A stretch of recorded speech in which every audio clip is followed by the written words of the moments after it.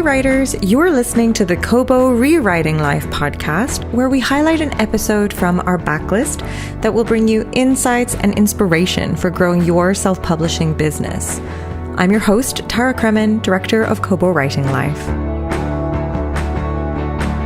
This week's episode was inspired by me perusing the Kobo store and noticing that Michael Connelly has a new book out today. It reminded me of this great conversation from 2016 that we had with Michael in Toronto. He talks all about his start in writing and how he's become such a legend in the book world. This was from a live event, so just a heads up that the audio is not our usual quality, but it is a great conversation all the same. And if you're a Connelly fan, check out his new release Ironwood, out today on Kobo. Enjoy! How many people here have read more than 3 Michael Connelly books? Okay, that explains a lot. I'm going to start right at the beginning, if that's okay. What kind of a kid were you? I would say I was an introverted kid. I did like to read, and it took me a while to become a reader, but then when I became a reader, I remember one of my nicknames was the book addict, because I would stay in my room and read books a lot of the time. And it never dawned on me when I was a kid that I wanted to be a writer. I just loved to read. So I read that your mother gave you your first mystery book. Do you remember what it was and what you fell in love with?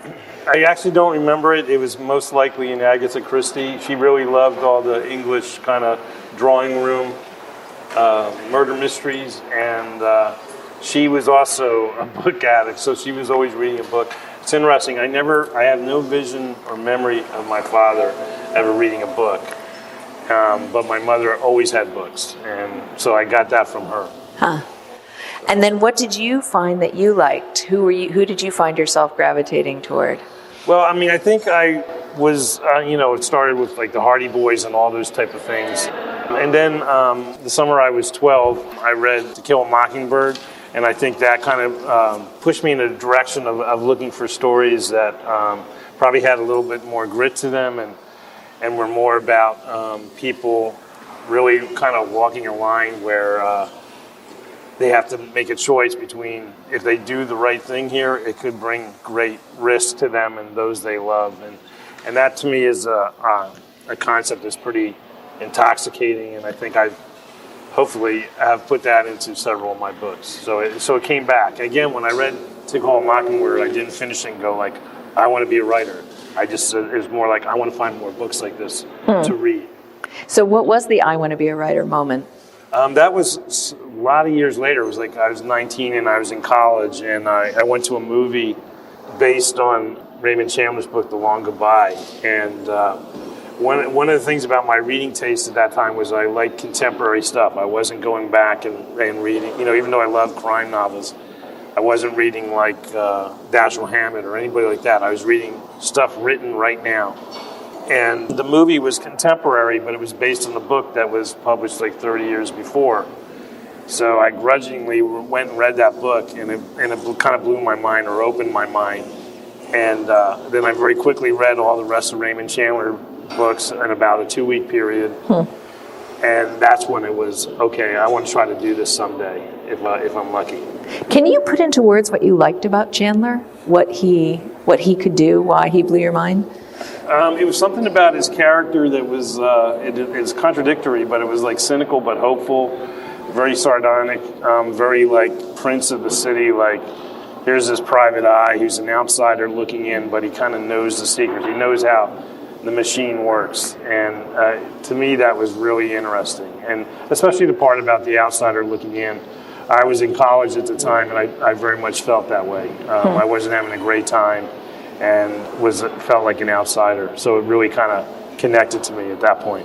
Don't you think on some level you sort of have to feel like an outsider to be a writer? You have to be watching people and observing people from a bit of a distance, don't you think? Yeah, I mean, I think that's the key word, observer. When I was a journalist, long before I was writing fiction, and, that's, in a way, that's the job as an observer. You don't push the action, you observe the action and write about it. And so I think there is that kind of connection, a kind of a social disconnection, or being introverted, or feeling like an outsider. Yeah, I'm not sure I ever met a writer who was like, I was class president and head cheerleader and I was super successful and everybody loved me. Well, I actually was, but I didn't tell you that. 26 books later. That explains that. So you were born in Pennsylvania and then you moved to Florida. Your first job was a crime writer at the Daytona Beach News. Is that right? Yeah. Was there a lot of crime in Daytona Beach? No, I wrote one murder story. I was there for I think 11 months, and I wrote one murder story, and it got on the front page. It's a cool front page because it was the day after President Reagan got shot, and so there are all these big stories about Reagan being shot, and then a little story, a body found in the woods, and has my byline. So kind of cool. Body found in the woods. Yeah. It later turned out it was a serial killer. I had left the paper and moved on, but I had friends at the paper, and it turned out it was a serial killer case. So it was kind of cool. Yeah. Has that case ever made its way in any form into any of your books? Oh, no. But the guy got caught. He was executed. You know, this is Florida. They kill him pretty quick there. So the case was resolved, but not while I was at the paper. Wow. Now, I know then you spent months talking to the victims of the Delta 191 crash. What do you think you got out of that? Did it teach you a different kind of empathy for victims or for people who are left behind? Because your books have that quality of being very concerned with not just the specific people, the perpetrator and the victim of the crime, but everyone around them who's affected. Well, I mean, I think I probably haven't been asked that before, so I have to think about it. But I think it taught me a lot about internal workings of people. I remember there was this was a Delta plane that, a big plane that crashed. It left Fort Lauderdale where I was working and crashed in Dallas. And what was unusual about it is like 130 people were killed, but 29 lived. And so I spent a year talking to the 29 people, and not everyone wants to talk right away, so it was a long process of gaining trust and empathy. But eventually, it was me and two other reporters. Eventually, we talked to 26 out of 29 and wrote a very long, almost book-length, 3-part magazine story about it. And the one that stuck with me was this kid who was a 19-year-old college kid, and he didn't get a scratch. Somehow, he was like the miracle baby of this crash, and he was so messed up with what would later be called post-traumatic stress syndrome. And I remember a quote, it still sticks with me. I can't remember how many years that is, 30 years later, where he says, people think I just walked off the wing without a scratch, but I'll be running away from this crash the rest of my life. And he was definitely hammered by survivor guilt and all kinds of internal things. So maybe the lesson I learned from that is that what's out front is not as important as what's hidden beneath the surface. A useful skill for a mystery writer. So then you went to the LA Times and you worked there for 3 years. And after a couple of drafts of other novels, you published your first novel. What were you waiting for? Why did you know those first two weren't the ones? Well, I think what brought me to this table is I was a voracious reader of crime fiction. And so, I would hold what I was writing up to what is published and what is read. And, every writer is their own harshest critic. And so I just kind of instinctively knew they were missing something. I probably wasn't sure exactly what they were missing, but I knew they didn't deserve to be published. But it wasn't oh my God, this shouldn't be published. It was like, I'll do better next time. It's a learning process, and whatever you do in life, you get better at the more you do it. So the second one was better than the first, and the third one, and this is the flip side of that. It's very egotistical to say, but I knew this should be published. I knew this would be published, because I had learned and gotten better, and I was there. It was comparable to what I'd been reading that was published. And you were certainly right. Everybody here knows what an Edgar Award is, right? The mystery writer's sort of highest award. Your book, that book, won the Edgar for best first novel. So clearly you had absorbed your homework and knew what you were doing. Did that change? Did winning a prize like that, did that change your resolve? Did that make you think, oh, this is a possibility now? You mean that it would be my career, or that I would be leaving journalism? Not quite yet. I mean, also was in the dark about things like awards and stuff. When you go into a bookstore and pick up books, I didn't really know what would win an award and stuff. The best thing about that was that my publisher, you sell a book to them and then they got to find a point in the schedule where they can move it in. And it was a long time. It was 19 months from the point they accepted my book, and it was finished. I mean, it had to be edited, but it was finished, and it wasn't published for 19 months, and that was like a long 19 months. But my editor and agent and so forth said, keep your head down, write your next book, because when that book comes out, your life will change in certain ways. It doesn't mean like you're going to become famous or anything, but you're going to get on this conveyor belt or, this thing like, where's your next book? And if you already have that book done, you're ahead of the game. And so I actually had my second book done, finished, and turned in when the first one came out. And that was a little head start on stuff that really paid off for me in a lot of ways for several years. I kind of felt like I was ahead of the game. Because you waited for a couple more books even to quit your day job. Yeah. Yeah. Are you naturally a sort of cautious person? Are you a guy who, likes to have a lot of things in the bank? I think I'm both. I mean, we had a family history of growing up of not knowing, my dad didn't always have jobs and things like that. And so I definitely wanted security and, working in newspapers. And also this is back when newspapers were healthy and fat and a great place to work. They called the LA Times the Velvet Coffin because you never want to leave. And now it's a pine box. That's, basically what's happened to journalism. But back when I was in it, it was great, and they fly you first class when they sent you out on a story. So there's a lot of things that made me not want to leave.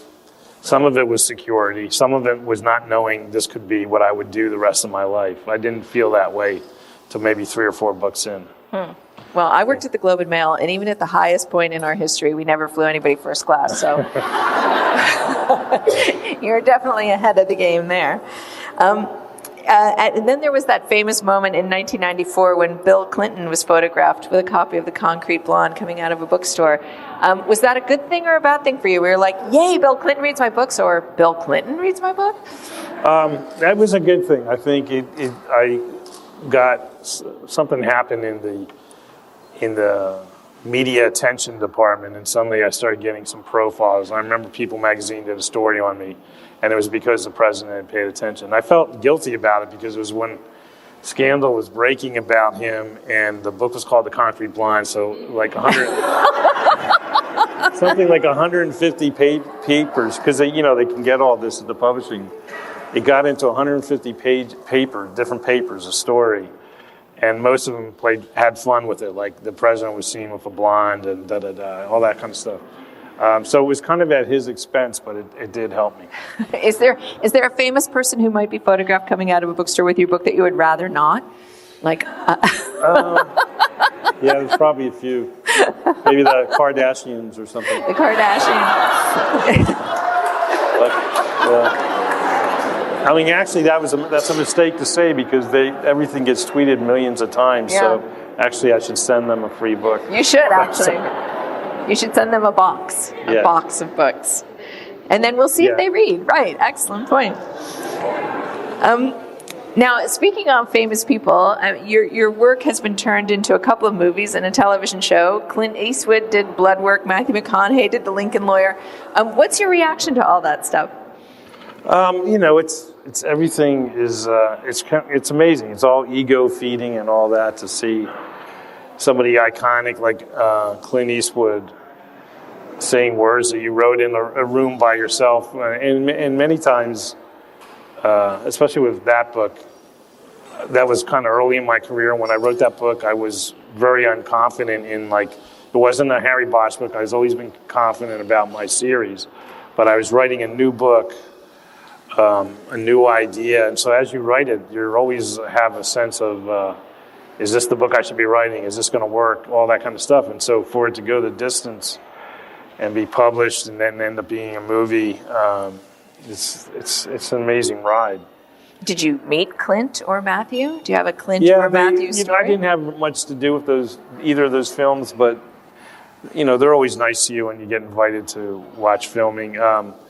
Bloodwork, the Eastwood movie, was inspired by a friend of mine who had a heart transplant, and so Eastwood wanted to meet him, so I got to go to the set with him, and that was very cool. The same thing happened with Lincoln Lawyer, and Lincoln Lawyer is inspired by the exploits of some real lawyers I know, and McConaughey wanted to meet them and got to bring them and all that. So it's a cool experience. What made you decide to write the Lincoln? Are you guys all familiar with the fact that now Mickey Haller says, "Oh yeah, there was this movie about me"? So what made you decide to write that into the text of the novels? I don't know. I think it's maybe because I write about LA and it's so Hollywood-centric. I just thought that, and especially Mickey is a guy who craves attention, and advertises on bus benches and things that are not legal in Canada, but there they has billboards and all that stuff. I just think it fit in with that. So I think I like to write or have little moments of reflection on what celebrity is and what it means, and especially in that world of LA. So I thought that was a good thing to do. Yeah. I've had people come up and say, like, you're breaking the fourth wall or something. I don't even know what that means, but some people object to it. I'll tell you what that means later. Okay. So Bosch is a TV series now. How much are you involved with that? You can watch it, if you guys know this, you can watch it on Crave. Has anybody watched it? Cool. Okay, you're all way ahead of me. I think it expands in January here. Like, I don't know exactly the terrain here, but Crave is getting bigger in January, or more places can get it. So if you haven't seen it, you can check it out. Yeah, that's the opposite. I'm very much involved in that show. And because by the time this came around, I was 20 years down the road with Harry Bosch, and these guys too important to me to just like hand it over and then pat me on the back and say, we'll do our best or something, which is what happens with Lincoln Lawyer and Bloodwork. I didn't want to have that situation. So it was like, you want Harry Bosch, I come with it, and I'm going to have a say. And it's worked out pretty good, I think. How have you exercised that? Like, what kinds of decisions have you... I imagine you had a hand in picking your Harry. Yeah, I ended up being the guy who picked them. They didn't say you could pick them, but I was involved in the spitballing meetings where we were throwing out names and so forth, and I threw out the name Titus Welliver because I had seen him in some stuff, and I knew he could project inner turmoil, inner damage, inner baggage in a way that I kind of see Harry Bosch. I don't think he looks like Harry Bosch, the Harry Bosch that I write about in the books, but I think he looks exactly like the inner Harry Bosch.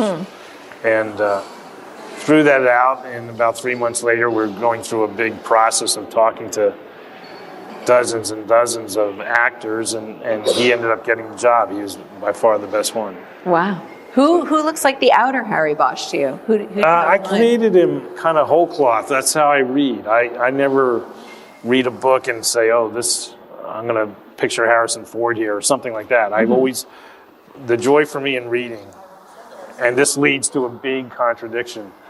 The joy for me in reading is totally creating somebody. And so the next question is, well, then why'd you make a TV show where you're robbing everybody of that creative process? And I don't have a good answer for that, other than that as a storyteller, I would like to see this happen. I would like to see the stories told in a different way, and that would mean choosing a flesh and blood person to be Harry Bosch. Right.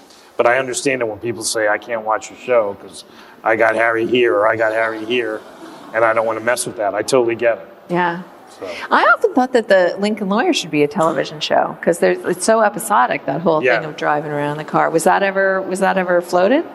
Yeah, I mean, it's been floated a few times. They first wanted to try to get a movie sequel, but now Matthew McConaughey's price is like 3 times whatever they paid. I don't think it's going to happen. And so the next idea is, well, do we do TV show? And, I get pitched on it. People come in all the time. I had one a couple months ago that was interesting where they said, we want to make a TV show, but everyone thinks that the Lincoln Lawyer is Matthew McConaughey, so we really got to shake this up. So we want Mickey to be M-I-C-K-I, a woman. And so what do you think? And it's like, I was okay with it, to tell you the truth, but what I wasn't okay with, they said they also wanted to move it out of L.A., and that's what I can't I write about LA. I think The Lincoln Lawyer is such an LA story about driving all the streets and the traffic. It's funny, they could change the gender of my character, but they couldn't change the location without me objecting, so that kind of went away. Huh. Interesting. Get me a young Matthew McConaughey. That's what you have to say. Yeah. It's always get me a young fill in the blank. Now you have a little bit of a TV career of your own. You're sort of a semi-recurring character on Castle. Do you guys watch Castle? Yeah. So do you know that Michael is one of Castle's poker buddies, along with Stephen J. Cannell, James Patterson, and Dennis Lehane. Okay, so what I want to know is who's the vainest of that group? Who's the diva? It's probably me. I don't know. I know this. I don't need cue cards, and I won't say who, but some of those other guys need cue cards. Oh, come on! I can remember my lines. So it's like, we're all under the hat here, right? Nobody's going to tell if you say who needs the cue cards. I want to ask you a question of, if you don't feel like talking about this because it's another writer, go right ahead. But Patterson, famously has other people also contribute to the writing of his books. Mm-hmm. I wondered if you had any thoughts about that sort of style of writing. Not to diss him, but just the concept. Everything boils down to storytelling and how you want to do it. And he's kind of like a chairman of the board and has trusted lieutenants that he works with, and that's cool with me. It's not what I want to do. I don't think I'll ever come to the point where I want to do that, because I think I really like the idea of writing every word in my books. I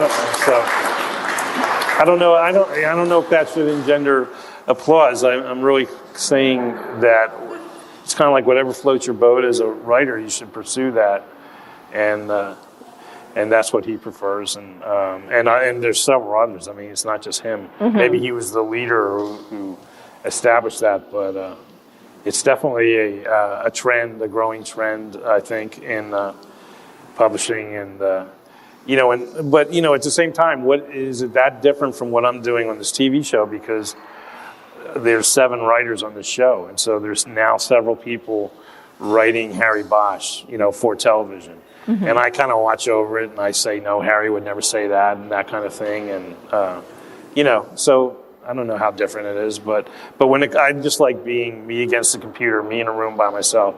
That's how I prefer to write books. Well, that's a good segue, because I wanted to ask you, what is your general style? Do you have to be in the same room? Do you write at the same time of day? Do you need your tools around you? What's your process like? Well, the journalism was a good training, because, there's no such thing as writer's block in a newspaper. You got to be able to write, and you got to be able to write in all kinds of circumstances, like that plane crash. When I was sent out to that plane crash, I remember I spent the summer in Dallas, and I wrote in all kinds of places just so I could file stories, and it really taught me something, a way of being able to write no matter what circumstances. So yes, I have a really nice office, and it's lined with bookshelves, but I often don't write in there. It's like kind of a little too stiff for me. So I always write on the laptop, and I almost never write at a desk. And I can write in planes, trains, automobiles, and hotel rooms. And my life is such that I am traveling a lot, or I'm not at home a lot. I'm working in LA on a TV show, and I live in Florida. So you really have to be able to write every day, and it doesn't matter where you are. So it's kind of like have laptop, will write, will travel, and all that. Every day meaning 7 days a week? Yeah, but I'm not like an 8-hour day guy. I mean, I did. It's funny. I went to college, and I had journalism degree and creative writing degree, and the only thing I remember out of it was one teacher. Of a really good writer, novelist named Harry Cruz, said, like, if you're going to be a writer, you got to write every day, and you hear that everywhere. You don't need to spend whatever it was, $80,000 to get a college degree to learn that, but he added that you got to write every day, even if it's only for 15 minutes, with the idea that if you only get to it 15 minutes a day, at least you won't lose the string of the story that's swirling around in your head, and that's the important thing. Don't let it get away. Keep momentum and churning in your head, and then every day find a point to put down your ideas. And I do employ that For years and years, I did write every single day, even if it was only for 15 minutes. Now it's when I start a book. I'm going to start a book, for example, next week, and I will write every day till I get the first draft done. Then maybe I'll take a short vacation and not write. Then I'll do it again, and I'll write every day. Okay. So once I get going, it has to be every day. Right. So do you know the beginning, middle, and end of a book before you sit down to write it, or do you discover it as you write it? I know the beginning, and I have a really good sense of the end. And then the middle I discover, and it's fun. I think it's both a dangerous and fun way to write, because every book I go the wrong way in the middle and have to throw out pages. But maybe again it goes back to journalism. Major rewriter, and so I think my first drafts are probably pretty bland and obvious, and on page 6 you can probably figure it all out, and then through rewriting process they become hopefully a little bit more hard to figure out. You layer in character, you layer in anecdotes, and they really come together for me in second and third drafts. So, and how many drafts would you say you do roughly? Usually around 3. 3 per book. But I start every day by rewriting what I did the day before. So to me, there's like a built-in rewrite in there as well. Yeah. So. That makes sense to me. How do you know whether a book is a Haller or a Bosch? Like what do you have to have sort of first in your head when you're? I just got to be inspired. What I say is I try to put myself in a position to always be inspired, and I write about different denizens of the criminal justice system. And so in my life, I surround myself with people. Like I spend a lot of time with defense lawyers. I spend a ton of time with homicide cops, a couple of judges here and there. And they're friends, but they're also consultants and experts in what I do. And I sit back and listen to stories, and something will hit me, and it might be a legal story, and it might be a detective story, and I just kind of wait for that to happen. And I've been lucky that it keeps happening. It's like you just throw out a big net, and something big will get caught in there eventually. And and I hear stuff all the time, like small stuff. I know, like, oh, that's a little anecdote. That's a piece of dialogue. That might be a chapter. Do you carry a little notebook that might around? Be a memory. I should, but I don't. I mean, I always think that if it's good enough, I won't forget it. But I think I've forgotten some really good stuff. So, I really don't put anything on paper. I never put it on outlines, notes. I never put anything on paper until I write the book, and then I print out what I write every day, and then in the morning I mark it up and rewrite it. Wow. Wow. And so are you ripping stories from the headlines? Are you inventing them all whole cloth in your head? Is it a combination of both? What's the... No, I don't. I can't think of when I've ripped a story from the headline, but I'm not that creative genius who makes stuff up out of whole cloth. It's this process, and to me the inspiration is oral. Someone will tell me a story that meant something to them, so the timbre of their voice, it changes when they're revealing something to me. And a lot of times it will connect and it will mean something. I was talking to, I met a lawyer who worked out of the backseat of his Lincoln, so I had that's a great idea, but that's not a book, that's not a story. And then I started surrounding myself with other lawyers, and one guy talked about the time he knew he truly had an innocent client and how scary it was, because he wasn't sure he was going to get the guy off, and if he had an innocent client who went to prison, it would ruin him. He wouldn't be able to deal with the guilt. And when he was telling me that story, he was, this is going to lead to a bad ending. He didn't get the guy off, and the emotion in him telling me that story, bang! I knew this is what I'm going to write about. I'm going to take that idea of the guy in the back of the car, and this is what I'm going to write about. And that's how it happens for me over and over. It is funny. It's an old journalist trick, isn't it? You can tell when somebody's telling you something good. You can really hear it. In The Crossing, it's. I don't know if any of you have had a chance to read it yet. It's Bosch and Haller together. How do you know when it's a story that's for both of them to be in? Some stuff is dictated by what you've already written, and I've aged Harry in real time. and you know, in a book I said he was married. He was born in 1950, so I'm stuck with that in my book. So I knew he had to retire this year, and so then that jumps to a pretty obvious thing of what's he going to do, because I'm not done writing about him. I want to keep exploring this character, and so that's where I brought in the idea that maybe Mickey could entice him to cross to the dark side and become a defense investigator.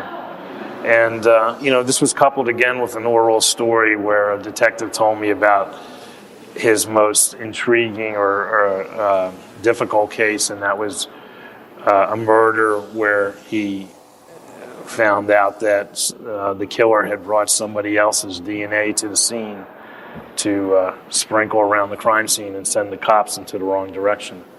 And that was like, wow, that seems like a made-up, that sounds like a book or a TV show, but it really happened. And so I took that idea and connected it to this. But, you know, there's an example of how I know the beginning and I know the end. I thought there would be much more Bosch and Haller in that book, and the first 2 chapters are all Haller, and then it just took off as a Bosch story from there. So that wasn't, when I wrote the first page, I didn't anticipate that would happen, but that's what happened. So you get to the point in the middle where the book is talking to you. You have that feeling of... Well, you build your story, and then it takes on a momentum. And it's a weird thing because you're definitely in control. I'm not going to say like, oh, this guy, Bosch totally surprised me in the book. I wrote the book, so nothing is surprising. But it does take on a momentum of logic and plot that you have to follow. And so that does take you sometimes away from what you thought you would do in the beginning. Now you had that nice little slip there about saying married, and I wanted to ask you about Bosch's women. You do a great job of sort of, they come, they hang around for a while, then they go. Because clearly you want his daughter to be the primary woman in his life, right? Talk to me a little bit about cycling through his love affairs. Well, I mean, I do love the writing about his daughter. I have a daughter who's the same age, so I'm kind of like, have a research subject at home. That I should use, or it used to be at home. She just started college, so I've lost that. But it's so weird. You want your person to be an outsider. You can't really be an outsider if it's honey, I'm home every night. Right. And so you got to torture the character, by not letting him have this kind of fulfillment. And of course, when you start out, and I had no idea that I'd be writing Harry Bosch books for 25 years, and there'd be so many of them, so it adds up to a lot of torture.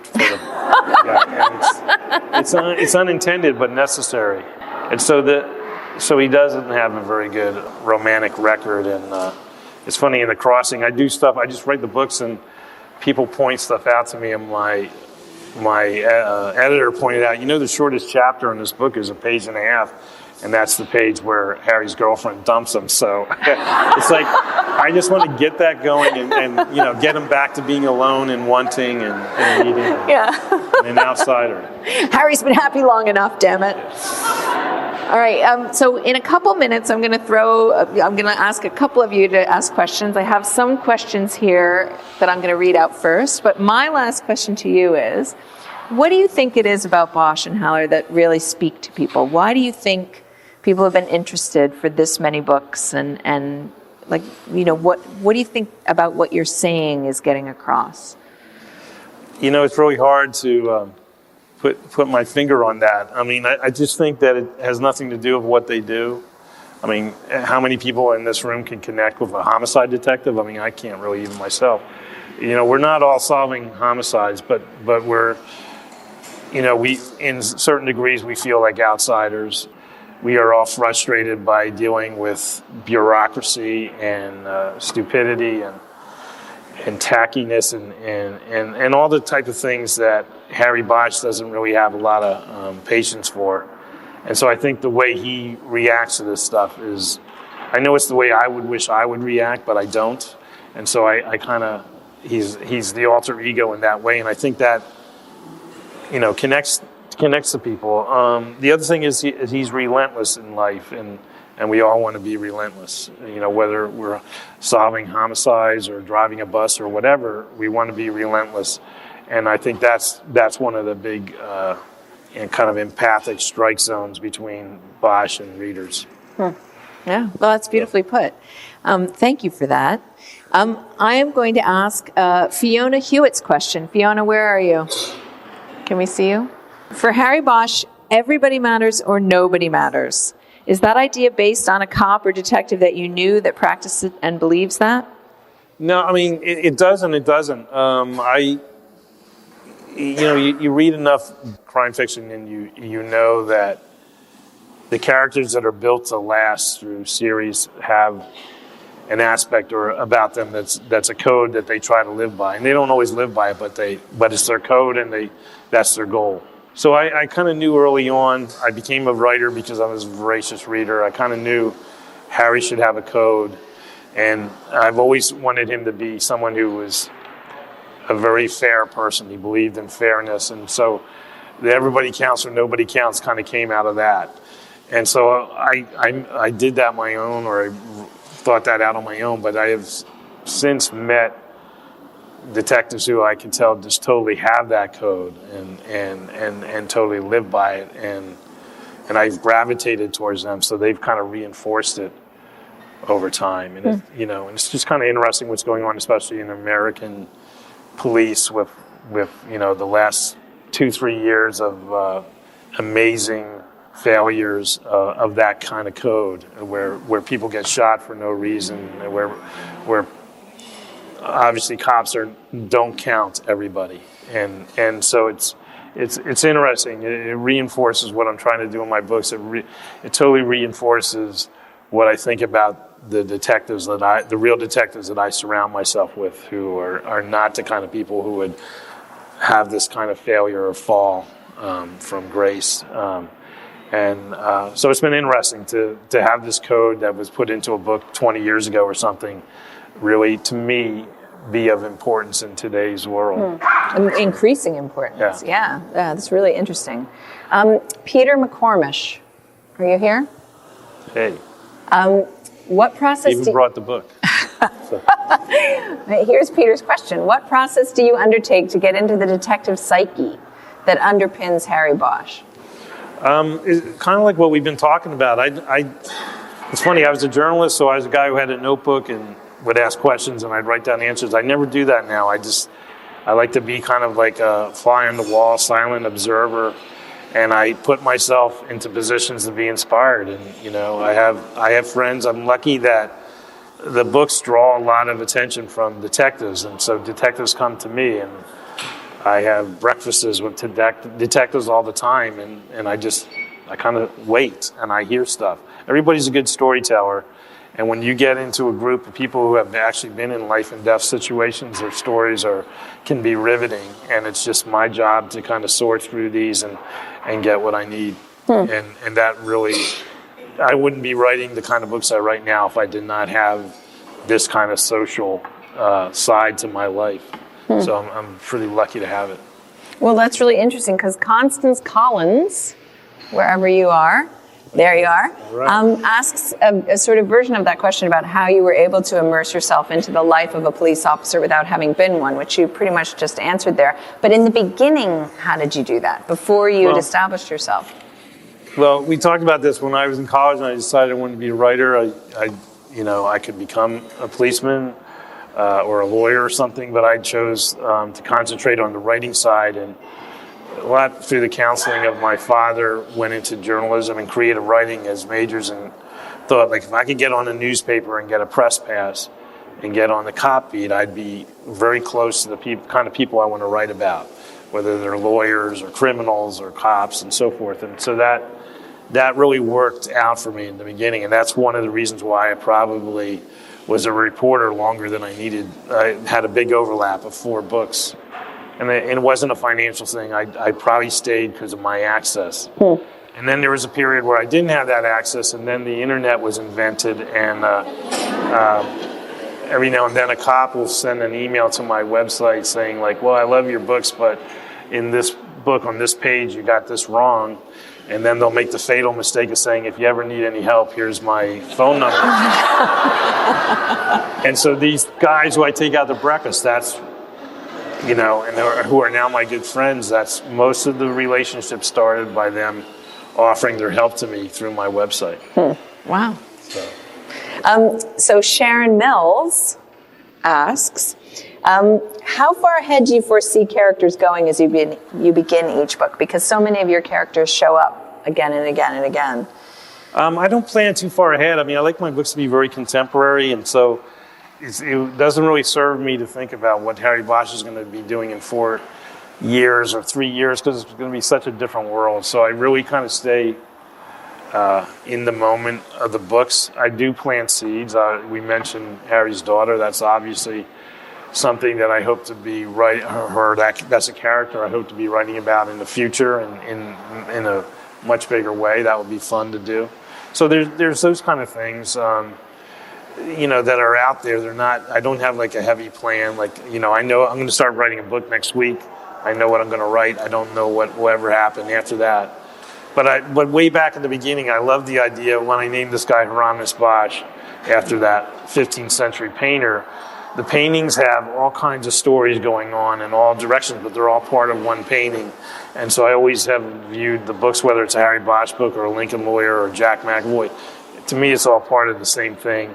And it's just you're looking at a different part of the painting. And, so that I kind of always keep that in mind, the idea that this is all part of the same world. Are you saying what the next book is, or who the protagonist is? It's a Harry Bosch book. I really, The Crossing puts him in a new direction that has really invigorated me. It's, I think about every 5-6 Bosch books, something happens in his life that to me really invigorates the character and what I want to do. And Crossing's one of them, so I really want to jump off of that right into what happens next. Yeah, Harry on the dark side. Yeah. So this is the last question we have in advance, and then I'll take a couple more from the audience if you have them. Steve Lang thinks you don't write fast enough, apparently. And always wants to know what he should be reading in between your books. Do you have books or authors that you'd recommend? There's so many good books out there. One that a writer that you might not have heard of is named Michael Connelly. He's like a... Sorry, what's the last name? Connelly, it's spelled Koryta. Okay. He's a guy that needs to be discovered. But I read all over the place. I'm a big fan of James Lee Burke, who just had a book come out last week. So that kind of writing really inspires me. Has been inspiring me for years. So, it's hard for me to answer that question, because the other thing is the sadness of my life is that I'm a writer because I was a voracious reader. When I became a writer, I was no longer a voracious reader because I can write when most people will read. And so my reading consumption is way down. Yeah. Do you not read when you're in the middle of a book? I try to always be reading something, but I read real slow. I mean, you always got to be putting fuel in the gas tank. Other writing is inspiring. If you hit the right thing, it can really inspire you to want to do better in what you're on with your own stuff. And so you always look for something like that. Do you read stuff that isn't crime related? Yeah, I mean, because I write crime novels, I can really read between the lines. It's like the Wizard of Oz when they pull back the curtain. So, not that I take many vacations, but if I was sitting on the beach somewhere, and I can't remember the last time I sat on the beach, but I would likely be reading a nonfiction book, a biography of someone, a creative person, like an artist or a musician or something like that. Okay. Good to know. All right, who has one out here? Can you just shout it out for me? Yeah? Thank you for coming, sir. That's really loud. You were talking about your poker buddies, and I was just wondering, with your original poker buddy, Robert Parker, if you had ever thought about him doing a book with him, like with his characters, or having one of his characters come to LA and be mixed in with your characters, because the books that have been written are good, but I think he would be a great writer to take some of his stuff over. Oh, thanks. Yeah, he's a writer who, I was when I was the voracious reader, he was very high on my list of books, writers to read.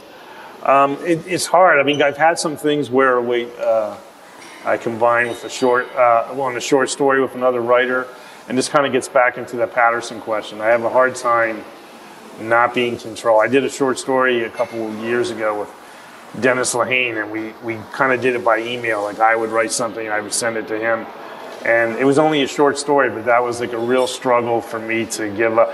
So Dennis Lehane was writing some stuff that Harry Bosch did, and that was like, ugh, I don't know if I, And I was writing stuff that Patrick Kinsey, his guy, was doing, and I don't think he liked it either. And so we struggled through, and we got the story done, and then they were going to do another one. It was like a charity short story collection. And they came back the following year and said, we're doing it again. I said, I'm not. Because I just didn't want to do that. So I think it would be very hard, no matter how much you respect another writer. It's just hard to, what are you going to do? Sit next to each other at the keyboard? It's just, to me, it's a hard thing to do. We have a question in the front row. Did you read Ed McBain growing up? Yeah. Because Harry doesn't have much of a sense of humor. He loves his murder book, and technically just the way, like, sort of Ed McBain in that style. Yeah, when I you don't think Harry has a sense of humor? No. No.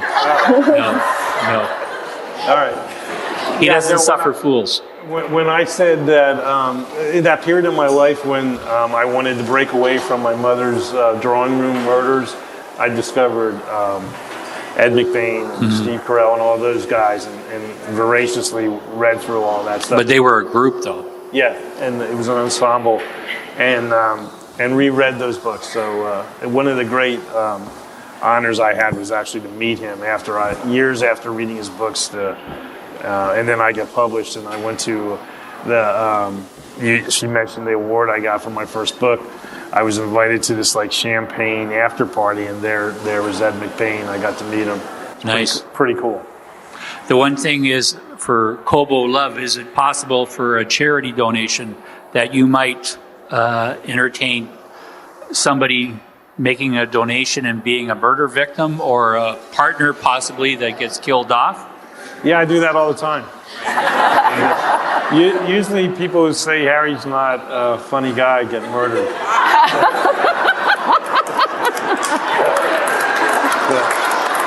I think Harry's hilarious. In the back there with the red sweater, and then the lady in front of him. Did you get that carburetor fixed yet? Rebuilt? He's talking about the motorcycle that Harry... I thought that was so sad that here's a guy who's retired and is working on renovating a motorcycle. I needed that low point for him to realize, they need me down the hill. They need me to keep doing what I'm doing. And that was part of the process that allowed him to cross to the dark side. But I don't know anything about motorcycles, and I have a researcher who helped me with that, and hopefully I got it right. But hi, I just wanted to congratulate you on the series Bosch. It's terrific, and I just wondered, how involved were you in selecting the lead actor who plays Bosch? It's amazing. I'm really proud to say I picked him, and it wasn't like I had that right. I had to write a consultation. I'm involved in the show. They want to. Luckily, the group that really is the nuts and bolts producers of the show want to hear what I have to say. And we said from the beginning, the hardest thing is who plays Harry Bosch, and the second hardest thing is how do we take this very internal guy and put him on the screen. And because you can't, obviously in a TV show, you can't say how Harry thinks, or what he's thinking, or what hurts him, or what thrills him, or how funny he is. So it really comes down to the choice of actor.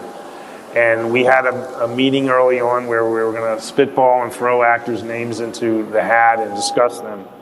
And I threw Titus Welliver's name into the hat because I had seen him he was a guest star on a TV show where he was a military vet with post-traumatic stress. And I don't think he looks like the guy I describe in the books, although I don't describe Harry Bosch very, very extensively. Titus Welliver doesn't look like him to me, but he, on the inside, he looks just like him. He has this ability to show that he's carrying something inside. I hate to say it, Titus has had a really difficult life. Like he had a wife die young, he had a brother murdered, he's had a lot of bad stuff happen in his life, and it comes out in his portrayal of characters. And so in some ways I feel, God, I hate taking advantage of this sorrow, this inner sorrow that he has, but he projects it the way I've always thought Harry Bosch would. And so I always said, that's Harry Bosch. What do you think of him? And, I don't know anything about TV. I don't have experience. And I threw his name out very hesitantly. And they said, oh, we love him, but he's making a movie in Hong Kong, so I don't think we can get him. And so then we talked to actors for 2 months and never found our Harry Bosch. And luckily, Titus's movie was finished, and he came in and talked to us. Did a part from the pilot script, like an audition part, and he had the job before he left the room. So. Perfect. So we have time for just a couple more, so we're going to go to this side of the room now. Sorry about that. Michael, Andy Rooney loved to use a typewriter long after the computer came in. How do you feel about the conversion from the typewriter to the computer? Did you like it or not? Yeah, I'm definitely a computer guy. It's my first job in journalism. My first job in journalism was in 1980, and that was the first year that newsrooms started getting computerized. So I never have worked on a typewriter as a professional writer. I mean, I did in college when I worked on the college newspaper, but I transferred to the computer quite quickly. And I couldn't do it because of the way I like to rewrite so much. I think that working on a typewriter would totally slow me down, and so there'd be like only 3 Harry Bosch books at this point. That would make Steve very unhappy. Yeah. Has Donald Trump given you any ideas for a new novel? No, not yet.